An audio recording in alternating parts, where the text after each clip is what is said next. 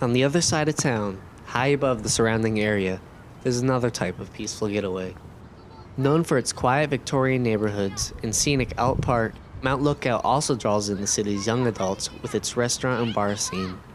I would say MLT is pretty fun on the weekends, like to go out. It's a good place for college kids to hang out. Been there a couple times when I was growing up, and I'd say it's a good place for some college students to spend some time, when they're not in classes, if they want to get off campus.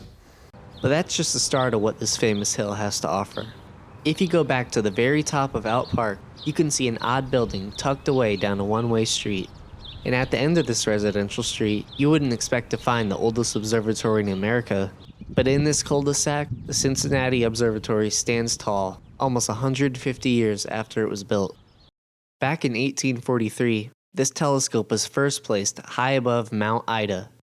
In a cornerstone-laying ceremony, President John Quincy Adams introduced the telescope to the people of Cincinnati. Mount Ida was later renamed to Mount Adams in his honor. About 40 years later, in 1873, the observatory was moved to a new hill far away from the smoke and pollution of the city. And after this move, the new hill was named Mount Lookout after the telescopes which now rested at its peak.